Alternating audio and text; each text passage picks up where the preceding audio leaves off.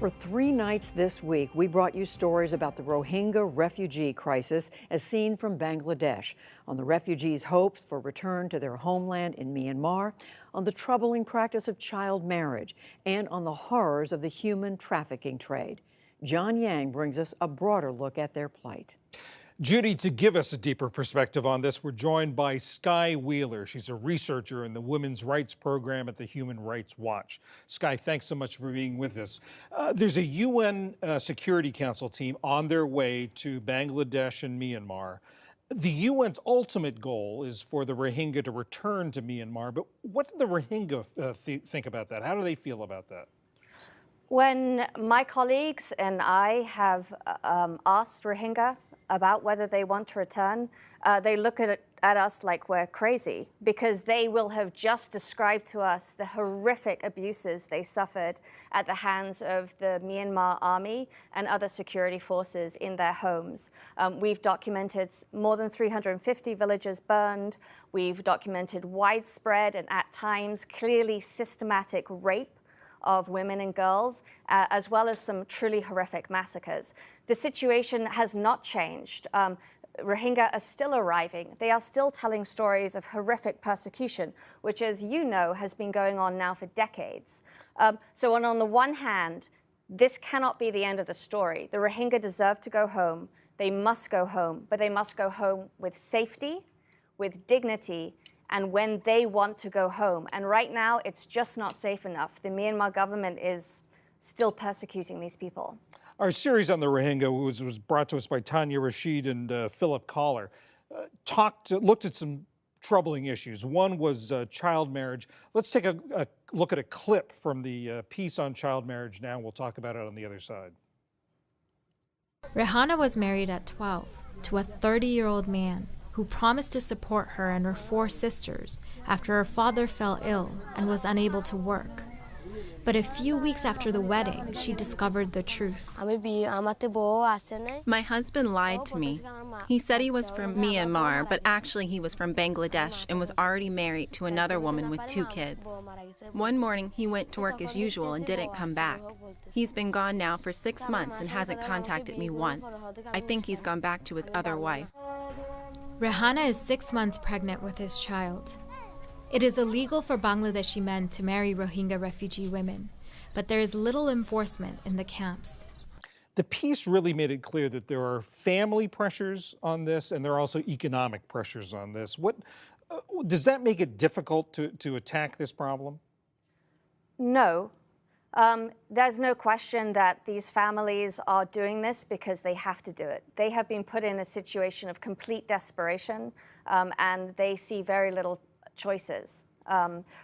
But child marriage is a very serious problem. In that case, you saw the story of Rehana, how she's lost autonomy, she's lost control over her own body, her own life. She probably wasn't able to make that decision truly willingly.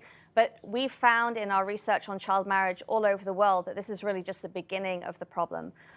Girls who are married very young, almost always they have worse health outcomes. They often have very serious problems with giving birth because their bodies aren't ready for it yet.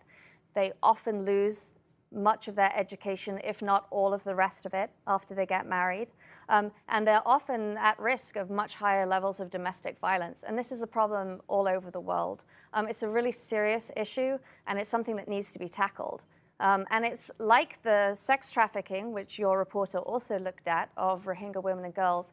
It's yet another level of human rights abuses against this population who have suffered so much already.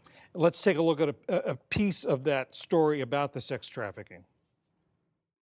This woman, whose name and face we concealed to protect her identity, started sex work out of desperation to feed her 2 children after her abusive husband left her for another woman. The food handout is not enough. When my kids cry for rice, where will I get it from? I'm only doing this to support my family. I feel bad doing it, but I have to survive somehow. She is one of 4 Rohingya women working in this brothel. I see 1, sometimes 2 men per day for about 20 minutes, 15 minutes to 1 hour. They give me $2 to $6. The men come from different backgrounds. Some are poor, others are rich. They're mostly Rohingya. Occasionally I see Bangladeshi men as clients. They make me do bad things to them and make me work really hard. When I do it, I'm so ashamed, so I only take my pants off. This is just heartbreaking. What can be done about this? The stories that we heard about what happened to these women and girls in Myanmar are also heartbreaking. They've been denied access to healthcare for many years. The horrific stories of rape. I spoke to one woman who saw her kid head bashed in by a soldier with the back of his gun. Another woman who had to leave one child behind in a burning house because she could only manage to carry the other one.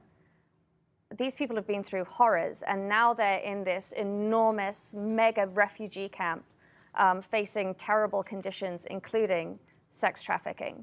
The truth of the matter is that the UN Security Council's response to this horror, the ethnic cleansing, the crimes against humanity, has been inadequate. The Security Council is now on their way to Myanmar and to Bangladesh, as you mentioned, and this is a real chance for them to hit the reset button. We need to see UN Security Council sanctions against people responsible for what has happened. We need to see an arms embargo, and we ultimately need to see a referral to the International Criminal Court so that eventually there is some accountability for these horrific crimes that have been committed against this population. Skye Wheeler of Human Rights Watch, thanks so much for being with us. Thank you.